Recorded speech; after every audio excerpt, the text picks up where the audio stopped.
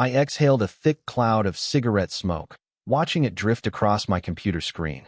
The job hunting page stared back at me with the same cold response I'd seen all day. Candidate mismatch. We will not be moving forward at this time. Thank you. I felt a surge of irritation. I shut the window without a word, my face a mask of indifference. I was about to look for the next listing when my phone vibrated on the desk. I picked it up. Hello? Xiaosu. The voice was raspy and familiar. I couldn't help but let out a dry, mocking laugh. Oldly, don't tell me you miss me already. Is the company falling apart without me? What's with the attitude? Old Lee's voice crackled with suppressed rage. I sent you to talk to a client, and you beat him up. Was I supposed to keep you on? That Mr. Wong was just having a bit of fun after a few drinks. Maybe he got a little hands-on, but it wasn't harassment. Did you really need to play the hero? How old are you, Sujin? Do you think the world rewards good people? He took a sharp breath. I can't afford to offend Mr. Wong. Do you have any idea how much power he has? He's powerful enough to fly on a plane, right? I shot back. So he's probably under 30,000 milliamp hours. Not that impressive. Don't talk nonsense with me. Old Lee choked on his words, then lowered his voice. I managed to get Mr. Wong out for dinner tonight. He specifically asked for you to come and apologize. If you bow your head, everything can be settled. I'll even give you your job back. You know I've always appreciated your talent. Suddenly, the light bulb above my head flickered violently. I squinted up at it, and when I looked back down, a pop-up had appeared on my monitor. Asterisk system recommendation. Based on our screening, you are a match for the position of Special Risk Management. Would you like to submit your resume immediately? Asterisk. I figured it was just more spam. I moved my mouse to close it, but Old Lee was still droning on in my ear. I let out a soft, mocking chuckle. Old Lee, there are plenty of companies begging to hire me. You think I'm desperate for your job? I clicked confirm on the pop-up just to spite him. I know you've got guts, Old Lee said, his tone turning smug. But don't be stubborn.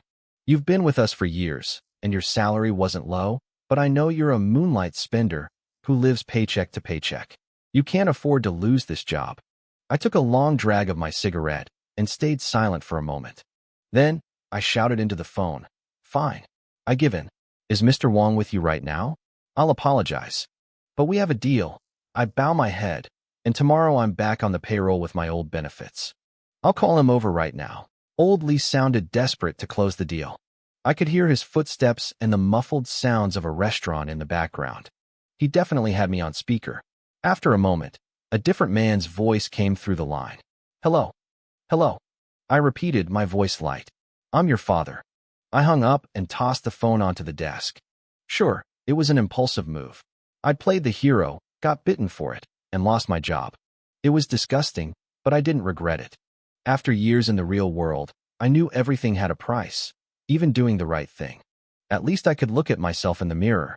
Being a decent human being was more important than money. Besides, with my skills, I wasn't worried about finding work. I started scrolling through more listings. Suddenly, there were 2 sharp knocks on my front door. Then, silence. Who is it? I called out. I walked over and opened the door. No one was there. I looked down and saw a package sitting on the floor. I picked it up and headed back inside, feeling uneasy. It was nearly 8 o'clock. I hadn't ordered anything. The address and name were correct, though. I figured it was just some cheap tissues I'd ordered with a coupon weeks ago and forgotten about. I grabbed a pair of scissors and sliced it open. Inside was an A4 sheet of paper covered in fine print. I tossed the paper aside, revealing a high-end black briefcase and a transparent mask. I was baffled. I'd seen plenty of briefcases in my time, but this one looked expensive, sleek, elegant, and undeniably high quality. Who would send me this? And what was the mask for? I reached into the briefcase. My fingers brushed against something cold and metallic. It felt like a handle. When I pulled the object out, my heart skipped a beat. It was a handgun. A bright silver pistol, elegant and heavy in my hand. Wow, I thought, they're giving out high-end lighters with briefcases now? Without thinking, I aimed at the ceiling and pulled the trigger. Bang! The muzzle flashed. A bullet tore through the air and embedded itself in the ceiling. A thin trail of blue smoke drifted up from the barrel. I froze. My brain went completely blank. It was a real gun. I slowly turned my head, staring at the silver weapon in my hand. My breath came in ragged gasps. When the shock finally broke, I lunged for the bed, shoved the gun under the covers, and scrambled to close the curtains. I backed away, my heart hammering against my ribs. Terror and confusion washed over me. Was it a gang?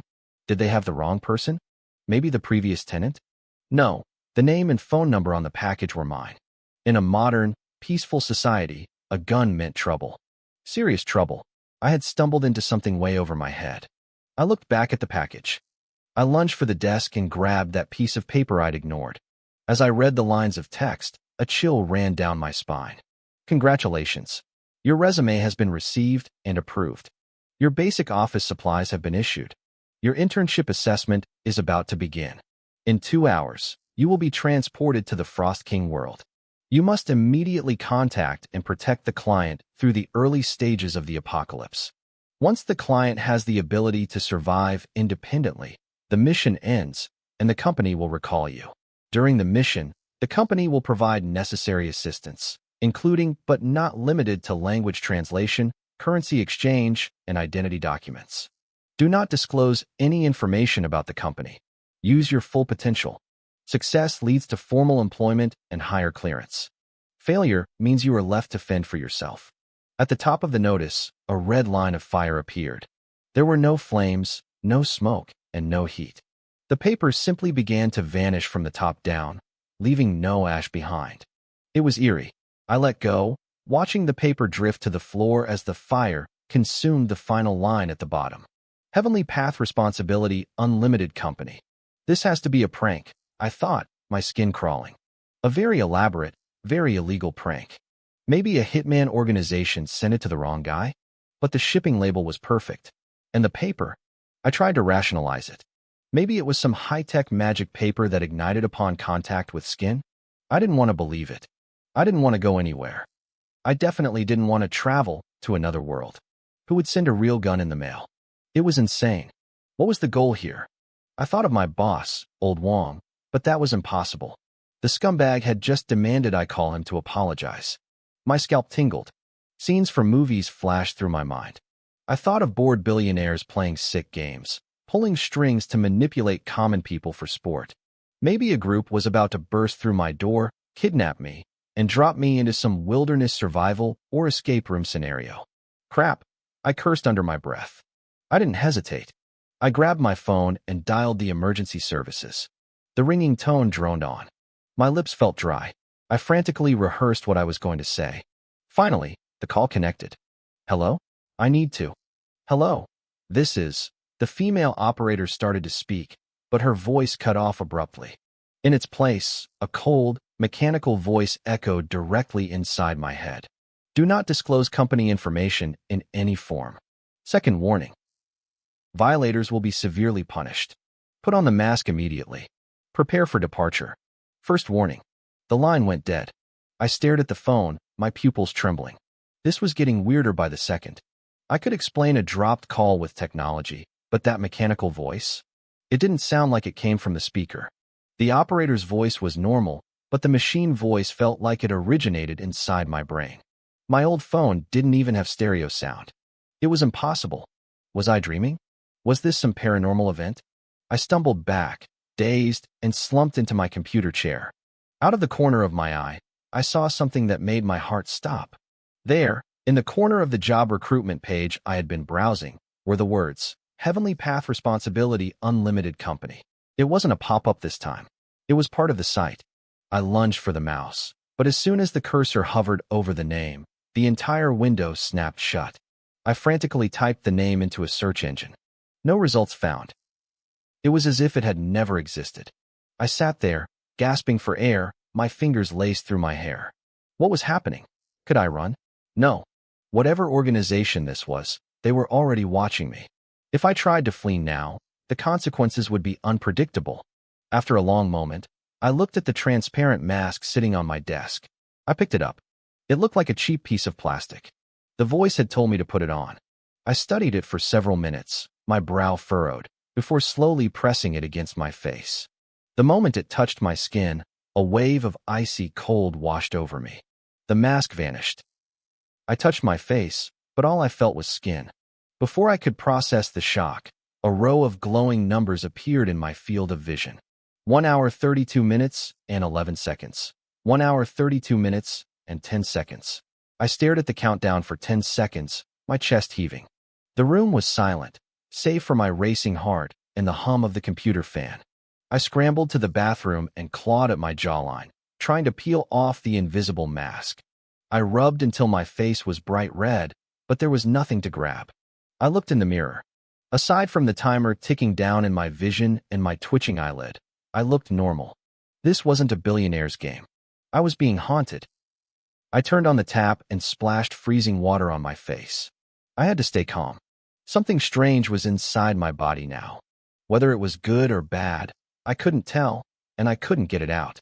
If the mask was supernatural, then the gun and the briefcase had to be too. 59 minutes and 23 seconds. Over half an hour had passed. I sat on my bed, the briefcase and the pistol laid out in front of me. I wasn't calm, but the shock was starting to settle into a grim reality. I couldn't find any information on the gun online.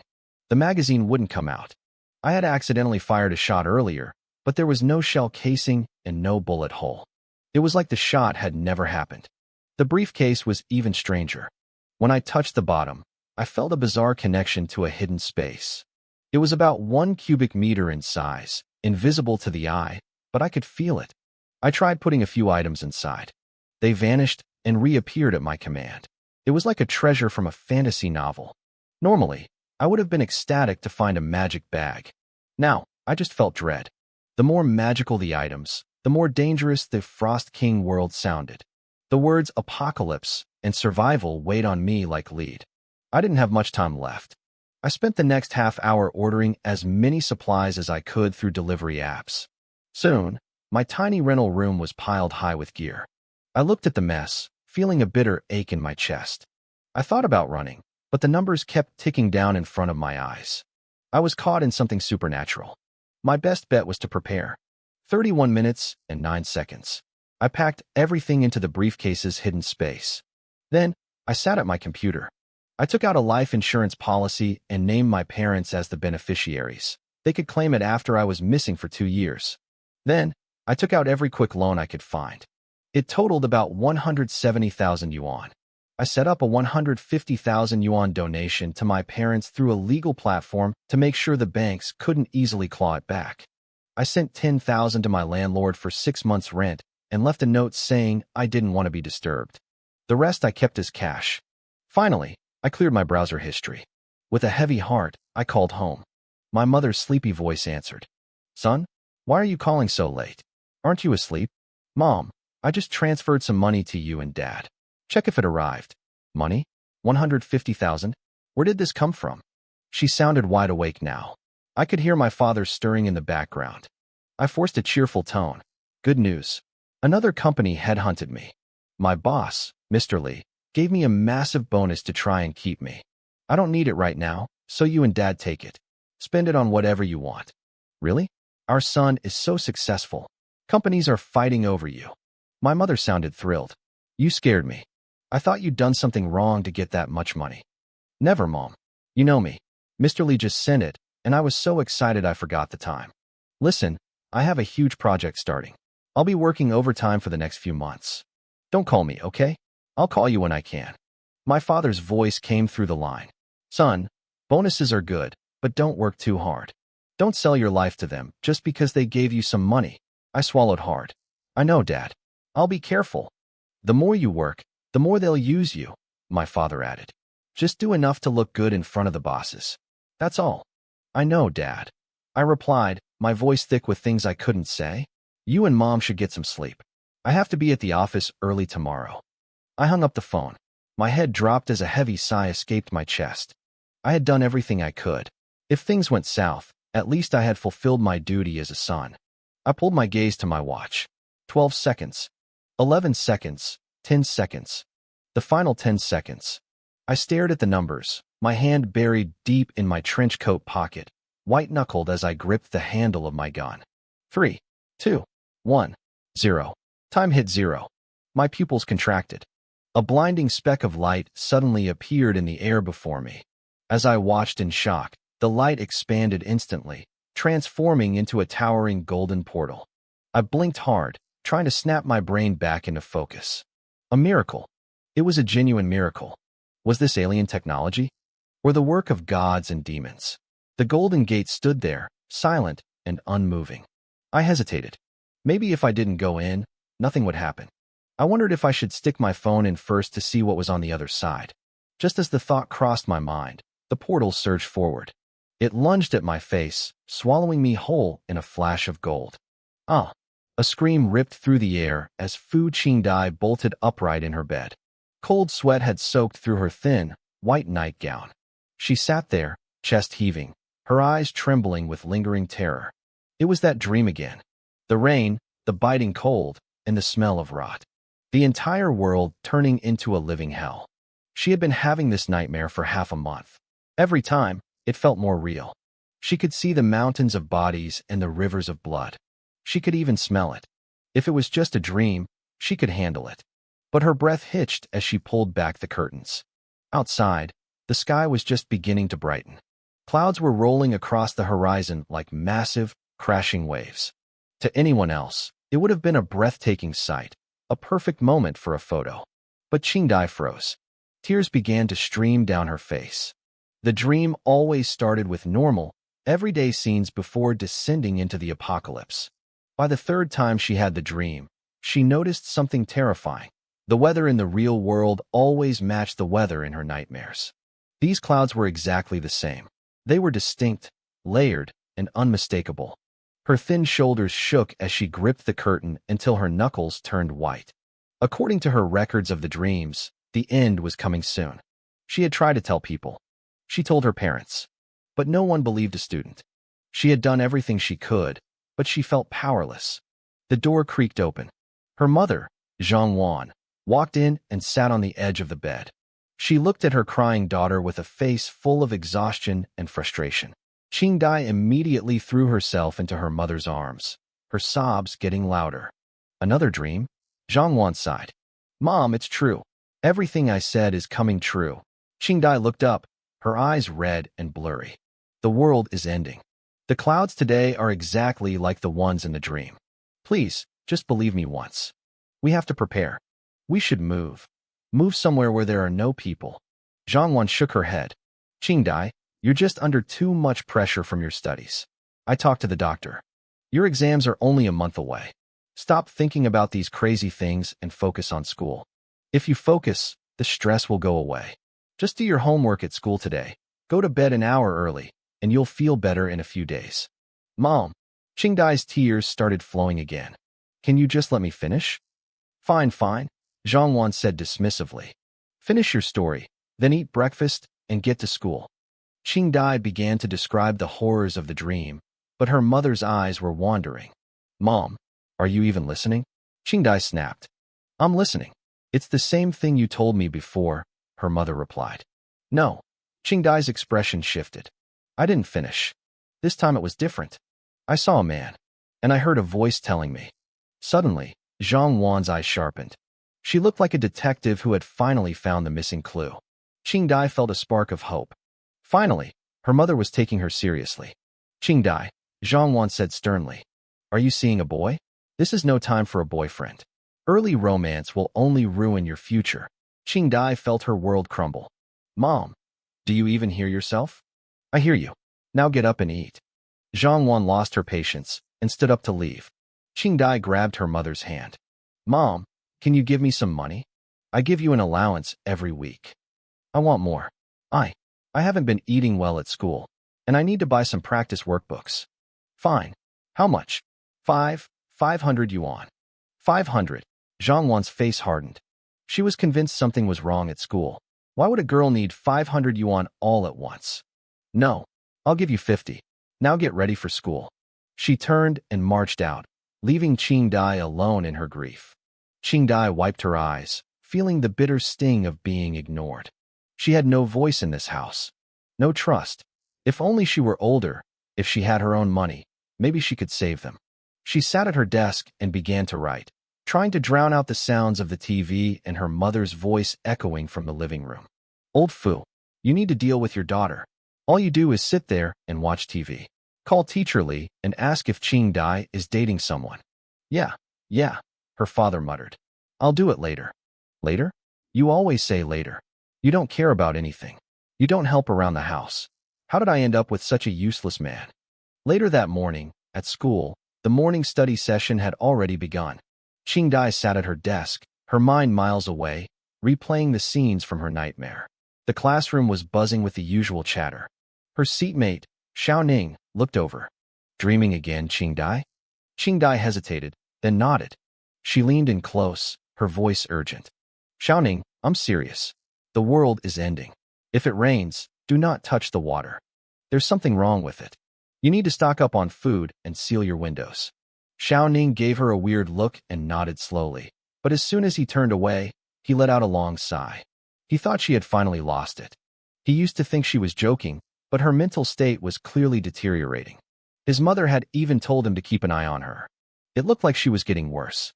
He shook his head and pulled out a web novel to read instead. The student in the front row turned around, glancing at the book. You're still reading that? Look at Qing Dai. She read so many novels, she went crazy. Be careful, the school is cracking down on those. Xiao Ning rolled his eyes. This is a romance novel. If I go crazy, I'll just go looking for a boyfriend. You want to borrow it when I'm done. By noon, the hallways were packed with students heading to the cafeteria. Qing Dai moved with the crowd, her eyes scanning the faces of her classmates. Finally, she spotted someone. She hurried forward and grabbed the edge of his jacket. Gao Peng felt the tug and turned around. When he saw it was Fu Qing Dai, he froze. She was the school's most famous beauty, the campus flower. He couldn't believe she was actually approaching him. He felt his heart race as she stood there, looking nervous and delicate. Most guys didn't even dare to talk to her. I knew my reputation had taken a hit lately.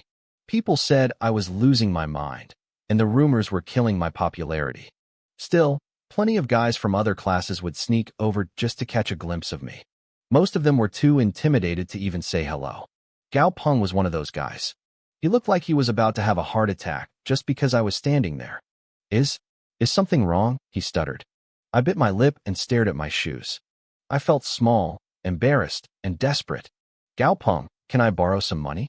I promise I'll pay you back next month. He hesitated. How much do you need? I only have $100 on me. I could see his mind racing.